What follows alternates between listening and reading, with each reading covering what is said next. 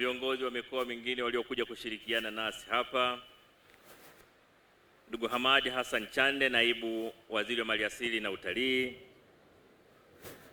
ndugu Odo Mwisho, mwenyekiti wa CCM mkoa wa Ruvuma, Dr. Christopher Ntandu, naibu katibu mkuu wizara ya maliasili na utalii, ndugu Mary Gaspar Makondo, katibu tawala mkoa wa Ruvuma, na makatibu tawala wa mikoa ya kusini na mikoa ya nyanda za juu kusini waliopo hapa, Major General Charles Peter Feruzi, mkuu wa brigade ya kusini, waheshimiwa wakuu wa wilaya za mikoa ya kusini na mikoa ya nyanda za juu kusini mliopo hapa, wawakilishi wa vyombo vya ulinzi na usalama, wajumbe wa kamati ya ulinzi na usalama mkoa wa Ruvuma, waheshimiwa wabunge, Chifu Emmanuel Zuru, chifu wa Wangoni, mwakilishi wa Inkosi Dr. Tole kutoka nchini Malawi, Chifu Ismail Malibiche na Kotio, chifu wa jamii ya Wamwera mkoa wa Lindi, machifu wote mlioko hapa, mwakilishi wa mzee Samuel Malichela, mwenyekiti wa machifu Tanzania, viongozi wa dini,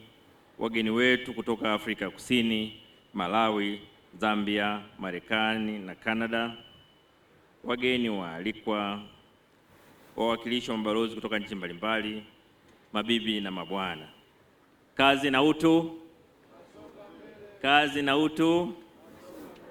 Jamhuri ya Muungano wa Tanzania. Maneno kidogo. Maneno kidogo.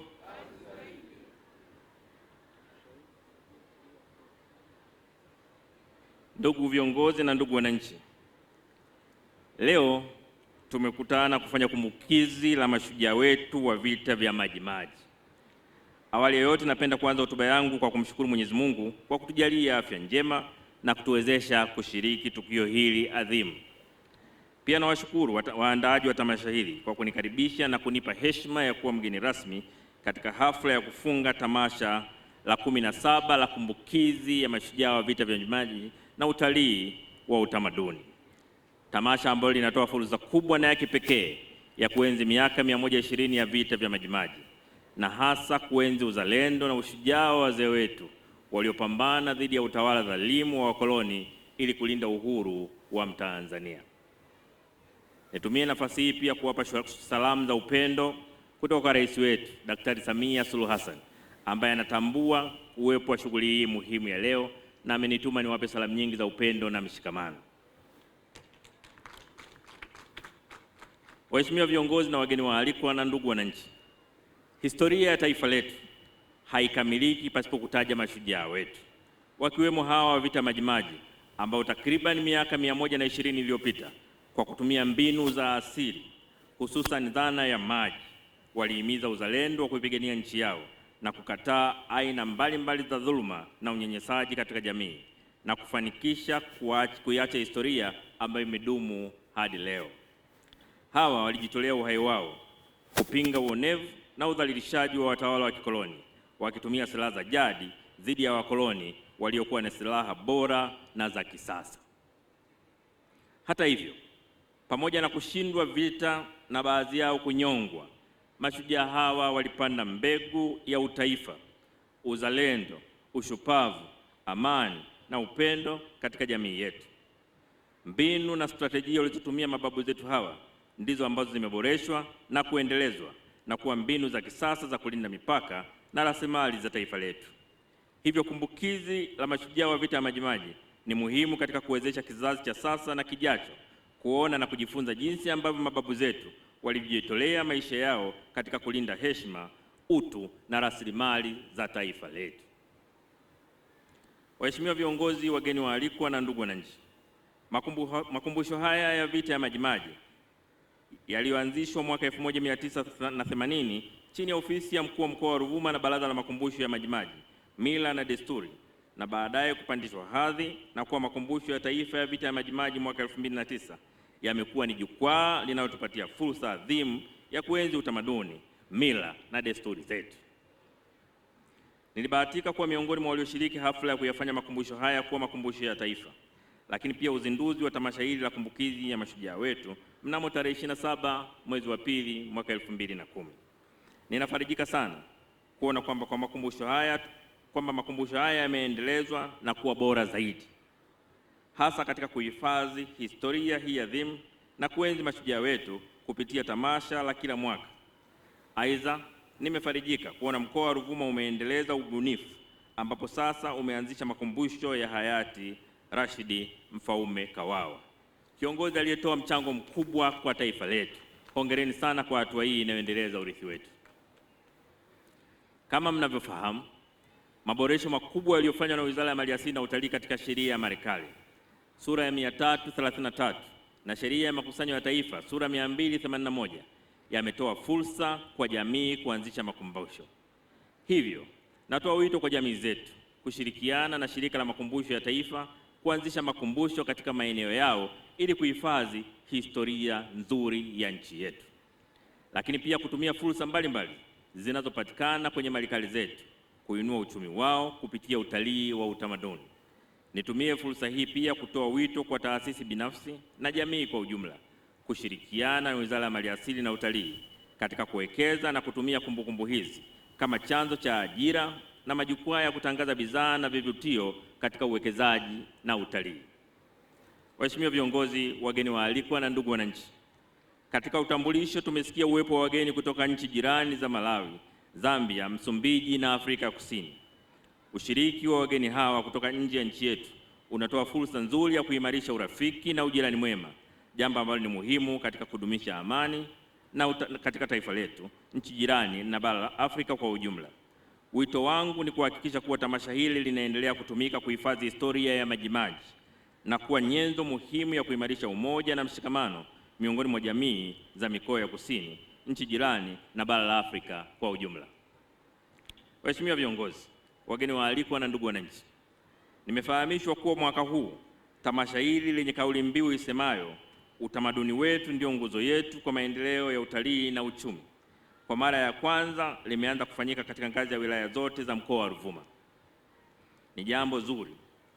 Zaidi ni kwamba tamasha hili limekuwa ni kilele cha mfululizo wa shughuli mbalimbali za kumbukizi ya vita Majimaji kupitia tamasha lililofanyika kila mwezi Agosti katika eneo la Nandete, Kilwa, mkoani Lindi, ambapo vita vya Majimaji vilianzia. Hakika huu ni mwendelezo mzuri katika kuwaenzi mashujaa wetu kwa vitendo.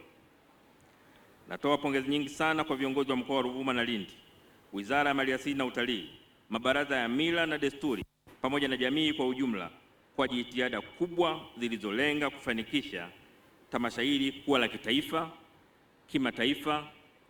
na kimataifa.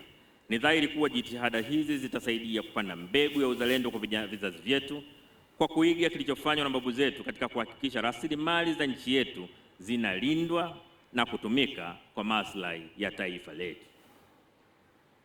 Waheshimiwa viongozi, wageni waalikwa, ndugu wananchi, kipekee nichukua fursa hii kupongeza majeshi ya ulinzi, Jeshi la Ulinzi wa Wananchi wa Tanzania kwa kufadhili ujenzi na ukamilishaji wa jengo la Baraza la Makumbusho ya Majimaji, Mila na Desturi, ambalo nimelizindua leo. Mmeonyesha kwa vitendo jinsi mnavyothamini jitihada zinazofanywa na wazee wetu, lakini pia mmesaidia kuhakikisha urithi wetu kama taifa unaendelea kuhifadhiwa vyema, na pia na ushukuru uongozi wa mkoa wa Ruvuma pamoja na Wizara ya Maliasili na Utalii kwa kusimamia vyema ujenzi wa jengo hili na kuhakikisha linakamilika kwa wakati. Hali kadhalika naipongeza Wizara ya Maliasili na Utalii kwa jitihada za kuimarisha uhifadhi na uendelezaji wa malikale na urithi wa utamaduni nchini. Kabla sijamaliza, niseme tu kwa uchache kwamba tunayo leo ni kumbukizi ya miaka 120 ya vita vya Majimaji, na sisi leo tuna wajibu wa kujiuliza, kama wazee wetu walipigania taifa letu miaka 120 iliyopita, leo tunafanya kumbukumbu kwa heshima yao. Je, sisi kizazi chetu miaka 120 ijayo tutakumbukwa kwa jambo gani? Miaka 120 ijayo watoto, wajukuu na vizazi vyetu vitatukumbuka kwa jambo gani? Tunawakumbuka wazee wetu hawa sio kwa sababu vita ni rahisi sana na kwamba walitamani kupigana, ila kwa sababu waliona ni sahihi kupigana kwa wakati huo. Hawakupigana kwa ajili ya kutafuta heshima, hawakupigana kwa ajili ya kutafuta umaarufu. Walipigana kutetea utu wa Mwafrika, utu wa Mtanganyika. Hawakupigana kwa ajili yao, walipigana kwa ajili ya vizazi vijavyo ambavyo wala hawangeviona ambavyo ni sisi. Sisi tutakumbukwa kwa lipi? Sisi tunawaenzi wazee wetu kwa namna gani? Namna kadhaa zipo za kuwaenzi wazee wetu. Ya kwanza ni kufanya kila inavyowezekana kukwepa njia za mkato katika kutafuta maendeleo na kuimarisha nidhamu ya utendaji kazi katika nchi yetu. La pili ni kuendelea kukataa ukabila kama ambavyo wazee wetu walifanya kwa kuungana zaidi ya makabila 30 kupambana na Mjerumani. Ni wajibu wetu kusimamia umoja kwa kuhakikisha makabila yetu yote yanaendelea kuwa taifa moja. Tunao wajibu wa kuendelea kukwepa visingizio katika utendaji wa kazi katika nchi yetu. Tujielekeze katika kufanya kazi kwa bidii kuijenga nchi yetu, lakini vile vile tuwaenzi wazee wetu kwa kuikataa rushwa na kuhakikisha haki inatendeka katika maeneo mbalimbali ya jamii yetu. Tumeambiwa hapa katika historia ya Nduna Songea kwamba mwisho